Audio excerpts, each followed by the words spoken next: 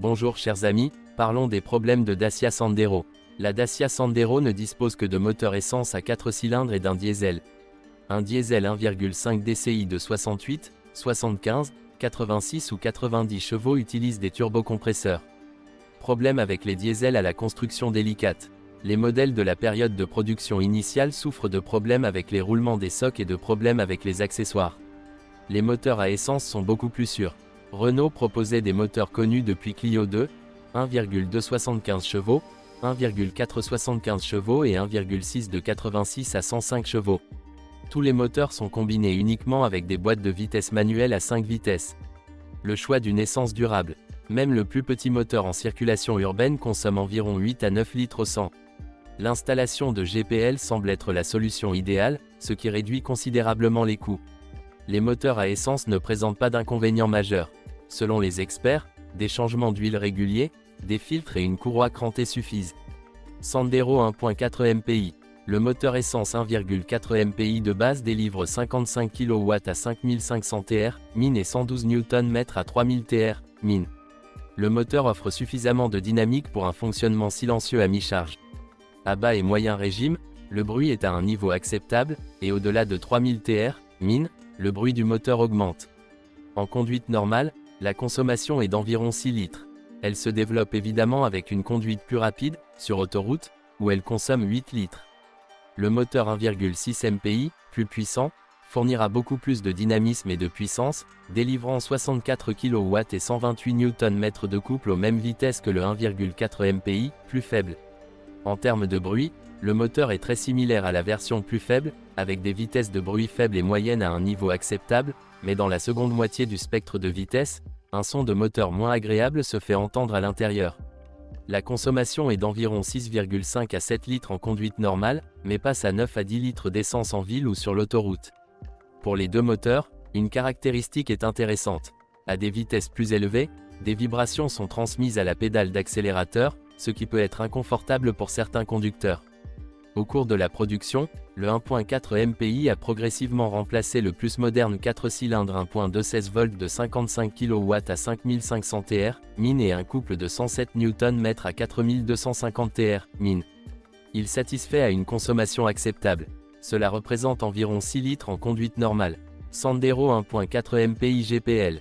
La Dacia Sandero est également vendue avec un moteur GPL. Le 1.4 MPI GPL atteint 53 kW, le couple reste le même, 112 Nm. Le réservoir de gaz de pétrole liquéfié 34 litres de GPL est caché sous le plancher, donc Dacia Sandero a logiquement perdu la roue de secours, qu'elle a remplacée par un kit de réparation. Les interrupteurs d'hélice à essence et à gaz sont situés dans le tunnel central entre les sièges. Le démarrage se fait à l'essence, la transition du gaz à l'essence se fait en quelques secondes. La différence de dynamique entre les entraînements à essence et au GPL est plus prononcée dans le cas d'une capacité, charge plus élevée ou d'une accélération à des vitesses plus élevées, où le moteur doit être davantage redirigé. La consommation est d'environ 8 litres au 100 km pour le GPL. Sandero 1.5 DCI. Dacia n'a pas non plus oublié les amateurs de diesel. Les deux versions de moteur sont le 1,5 DCI, série K9K, de 50 kW, 160 Nm, et 63 kW, 200 Nm, puis 55 kW, 180 Nm, et 66 kW, 200 Nm. Le moteur est doté d'un bloc en fonte, d'une culasse en aluminium à 8 soupapes OHC et d'une injection à rampe commune. Les deux versions de moteur présentent une courbe de couple relativement linéaire sans turbocompresseur séparé. L'inconvénient est la sophistication et l'insonorisation, par rapport aux véhicules sœurs de Renault, Clio, Modus, etc. Davantage de vibrations sont transmises à l'intérieur et plus de bruit en raison d'une isolation phonique plus faible. Du point de vue de la dynamique de conduite, les conducteurs ordinaires seront également satisfaits de la version diesel plus basse, mais au moins 1800 TR, min pour une accélération plus rapide. La version plus puissante est encore plus sophistiquée et offre une bonne dynamique pour un véhicule plein et chargé. La puissance du moteur et la consommation. En moyenne, il n'y a aucun problème à conserver une moyenne d'environ 4,5 litres. Les défauts ou erreurs les plus courants de Dacia Sandero se produisent au cours de la première année de production et sont résolus au fil du temps. Parfois, seules de petites irrégularités se produisent en raison d'une mauvaise qualité de la peinture sur certaines parties de la voiture, d'un grincement du siège, d'un manque d'étanchéité occasionnel des pneus scellés et de certains boîtiers en plastique, de problèmes avec le levier de vitesse, d'un problème avec le ventilateur et le chauffage intérieur.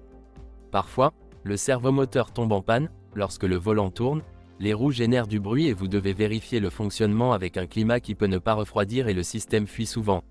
La protection contre la corrosion est bien meilleure que celle de Logan, mais de temps en temps, de la rouille apparaît à certains endroits. Les moteurs à essence sont caractérisés par leur fiabilité et les pannes se produisent rarement, principalement en cas de kilométrage élevé ou de négligence dans l'entretien. Un problème occasionnel de dysfonctionnement du moteur, arrêt, souvent le problème est résolu par le démontage et le nettoyage, et nécessite parfois le remplacement du papillon des gaz.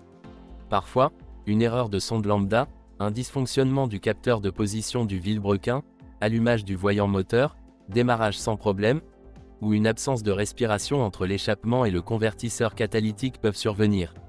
En cas de remplacement régulier des bougies, un dysfonctionnement de la bobine se produit parfois, ce qui signifie que le moteur tourne avec moins de cylindres et moins de performance. Très rarement, le problème est réel et pompe à essence. Pour les moteurs à 8 soupapes plus anciens, un kilométrage plus élevé peut provoquer une fuite d'huile moteur autour du carter d'huile ou à l'endroit où le moteur est connecté à la transmission. Le problème a été résolu en remplaçant le joint de carter ou en remplaçant le joint de vilebrequin. Avec les versions plus récentes de 16 volts, l'huile fuit généralement autour du sperme. Dans le cas des moteurs à essence à 8 soupapes, 1.42-1.6i, vérifiez le jeu des soupapes à intervalles réguliers. En cas de négligence, le bruit augmente progressivement et la puissance du moteur diminue. Les modèles avec le moteur 1.4 avaient des problèmes d'usure rapide de l'embrayage, qui devaient être remplacés. Avec le 1.4 MPI 75 GPL, il y avait plusieurs problèmes avec les compteurs de gaz ainsi qu'avec les bobines d'allumage. Dans le cas de moteurs diesel à kilométrage élevé, faites attention aux performances du moteur, à l'augmentation du bruit ou au démarrage à froid problématique. Le défaut peut être le dysfonctionnement de l'injecteur ou de la pompe d'injection. Les versions de moteurs plus anciennes, Euro 4 à 50 et 63 kW, sont plus sensibles à la qualité du diesel. Les nouvelles versions Euro 5 55 et 65 kW ont un système d'injection nettement plus durable, moins sensible à la qualité variable du diesel. Surtout chez les personnes âgées 1,5 DCI, Euro 4, il est recommandé d'ajouter régulièrement des additifs de nettoyage des buses, au moins tous les 3 à 5 pleins, dans le réservoir. Dans le cas d'un moteur diesel plus puissant, il peut y avoir des problèmes avec le câblage de l'unité de commande ou une panne. Avec un kilométrage plus élevé, le risque d'épuisement des turbocompresseurs augmente, ce qui se traduit par une consommation d'huile accrue, une pénétration d'huile dans la conduite d'admission, une traction parfois plus faible et un bruit plus élevé. Il existe également un intervalle de vidange d'huile très optimiste, qu'il est recommandé de réduire à un maximum de 15 000 km/an. Un turbocompresseur usé libère de l'huile moteur dans le collecteur d'admission, ce qui provoque une surcharge de la vanne EGR avec une consommation d'huile accrue.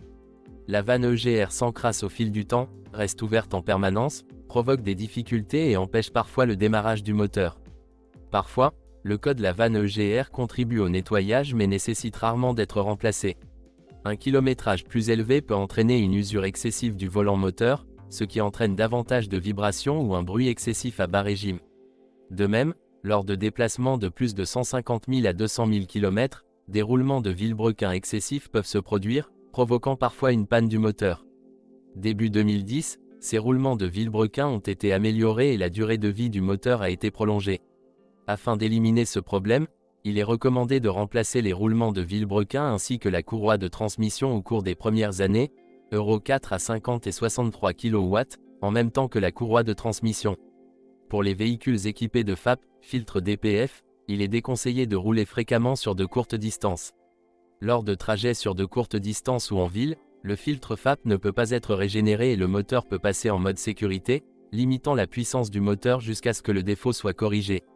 Rouler sur de courtes distances, conduite urbaine, sans régénération suffisante réduit généralement la durée de vie du filtre et entraîne un encrassement prématuré du filtre.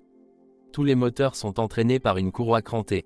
L'intervalle de remplacement de la courroie et de la clé convient pour les anciens moteurs essence 1,4i et 1,6i à 8 soupapes à 60 000 km, 5 ans après la mise à niveau vers Euro 5 à 90 000 km.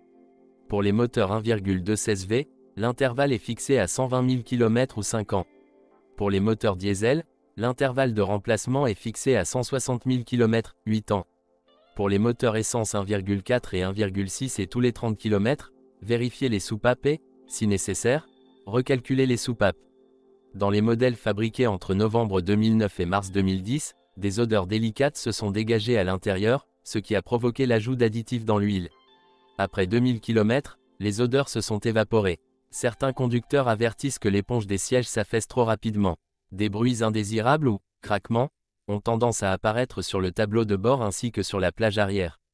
Les pneus Continental, modèle Eco 3, se sont révélés peu fiables car les pneus étaient usés prématurément ou des fissures apparaissaient dessus.